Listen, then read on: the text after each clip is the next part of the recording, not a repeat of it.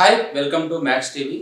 ఈరోజు మనతో పాటు ఉన్నారు శ్రీరామ రాజ్యం హిందుత్వ చైతన్య వేదిక ట్రస్ట్ అధ్యక్షులు అంబాబత్తుల అండకొండ రాములు గారు.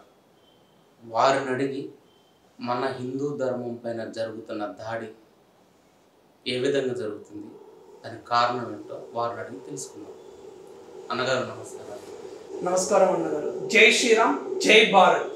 రీసెంట్గా 2 రోజుల క్రితం పహల్గామ్లో హిందువులని ఏరి కోరి గన్తో కాల్చి చంపారు ఉగ్రవాదులు. హిందువులు ఇంకెంతకాలం ఇలాంటి బాధను అనుభవించాలన్నా? అసలు ఎక్కడ జరుగుతుంది తేడా? వాళ్ళకి ఎందుకు మన హిందువులు అంటే అంత కోపం?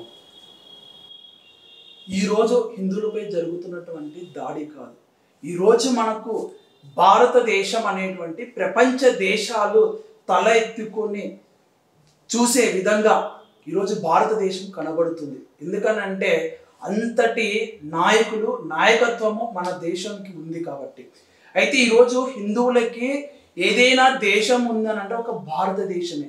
అలాంటిది భారతీయులపైన, అలాంటి హిందువులపైన జరిగినటువంటి అమానుషమైనటువంటి దాడి ఇది.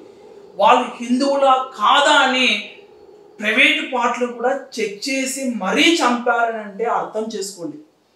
కానీ ముందుగా మనం ఏంటంటే ఆ యొక్క వీరమరణం పొందినటువంటి వాళ్ళకి మనం ఈరోజు శ్రద్ధాంజలి ఘటించాలి. ఎందుకనంటే ఇది చాలా బాధాకరమైనటువంటి విషయం.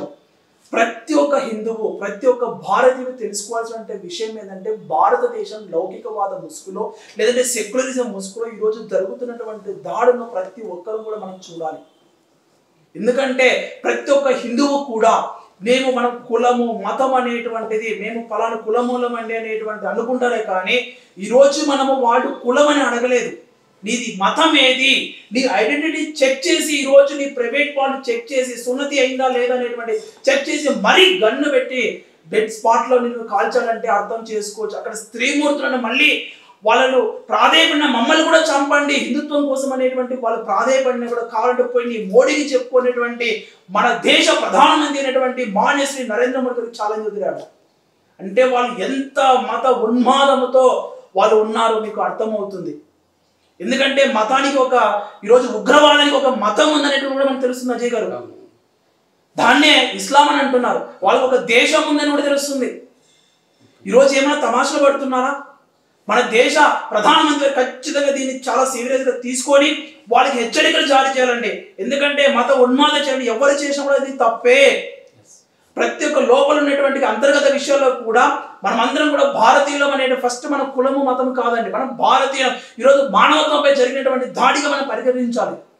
ప్రతి ఒక్క హిందువు కూడా మీరు ఇంట్లో ఉన్నప్పుడే మీ కులం చూసుకోండి, బయటకు వచ్చినప్పుడు మనం అందరం హిందువులుగా సంఘటితం అవుదాము. ఎందుకంటే ఈరోజు ప్రతి ఒక్క హిందువుల పైన జరుగుతున్నటువంటి దాడిగా ఈరోజు మనము చూడాల్సినటువంటి విషయంగా నేను చెప్తున్నాను. ఈరోజు ప్రతి ఒక్క హిందువు కూడా ఈరోజు బాధపడుతున్నాడు.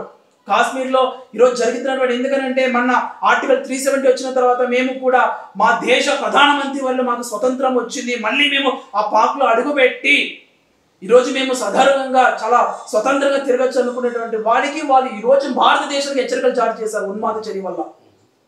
ఈరోజు మరోమారు కూడా భారతదేశము ప్రధానమంత్రి రక్షక దళం అదే అందరూ కూడా ఈరోజు ఉగ్రవాదాన్ని మట్టి పెట్టి మళ్ళీ లేకోకుండా చేయడానికి ఈరోజు చాలా సివియర్గా తీసుకొని సీరియస్గా పరిగణించి ప్రతి ఒక్క భారతీయుడికి కూడా, హిందువులకి మరీ ముఖ్యంగా చెప్తున్నాండి, హిందువులకి మరీ ముఖ్యంగా మాకు రక్షణ ఉంది. భారతదేశంలో ప్రతి ఒక్క హిందువు కూడా నిలయం అనేటువంటి ఈరోజు తెలిసి చెప్పాల్సినటువంటి దేశ ప్రధానమంత్రి గారు చాలా సీరియస్గా తీసుకొని ఈరోజు ప్రతి ఒక్క భారతీయుడికి కూడా, ప్రతి ఒక్క హిందూ పౌరుడికి కూడా రక్షణ కల్పించాలని మనం కోరుకుంటున్నాం. ఆ నమ్మకం కూడా ఉంది. ఈరోజు దేశ ప్రధానమంత్రి వారు లేరనేసి ఈరోజు మీరు వచ్చేసి దాడి చేసే వెంటనే మోడీ గారు వచ్చారు, సమావేశాలు పెట్టి మీటింగ్లు పెట్టి ఉన్మాదిక పాక్ పైన మనం చూస్తూనే ఉన్నాం మీడియాలో కూడా. వెళ్ళిపోండి భారతదేశం నుంచి మీకు పాకిస్తాన్కి వెళ్ళిపోండి, వాళ్ళ పైన మొత్తం కూడా హెచ్చరికలు కూడా వెళ్ళిపోతున్నాయి. చాలా ఇది ఎందుకంటే ఎవరు జీర్ణించుకునే విషయం ఇది. అసలు ఏందన్నా హిందువులు చేసిన పాపం ఏంటి?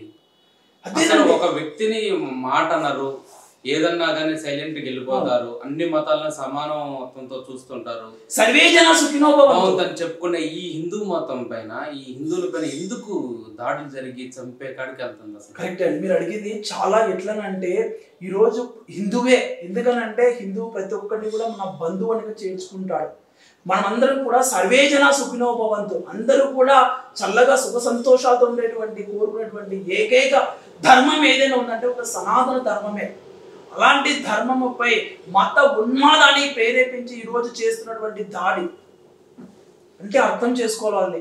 ఎందుకంటే సనాతన ధర్మం పేటెక్కిపోతే అందరూ కూడా సుఖ సంతోషాలతో ప్రపంచంతో ఉంటే ఈ ఉన్మాదానికి తావు ఉండదు కదా.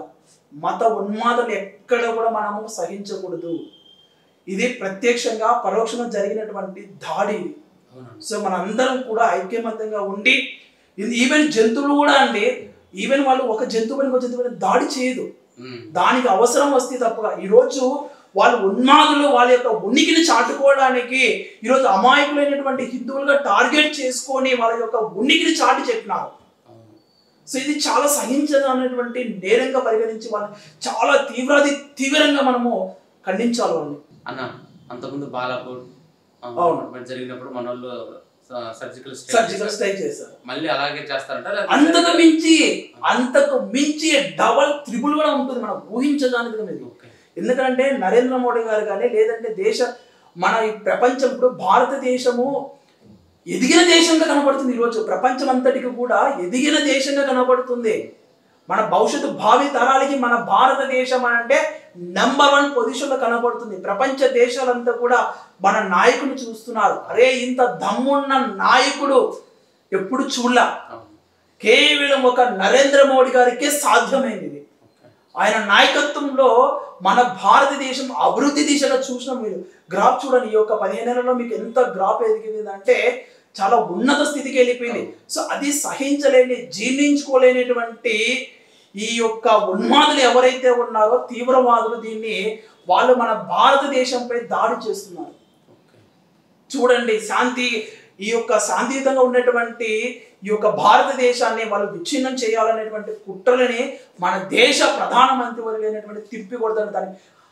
అది ఊహకు అందదు. అది ఆల్రెడీ అడుగులు పడుతున్నాయని కూడా మనకు సమాచారాలు వస్తున్నాయి. ఆ యొక్క మీడియా మాధ్యమాలు కూడా మనం చూస్తూనే ఉన్నాము. ఆ యొక్క ఫలితాన్ని కూడా మనం చూస్తాం. ఇది గట్టి హెచ్చరికలు జారీ చేస్తున్నారు. పాకిస్తాన్గా ప్రపంచ దేశంగా పాకిస్తాన్ అంటే ఎవరు నమ్మే పరిస్థితి లేదు.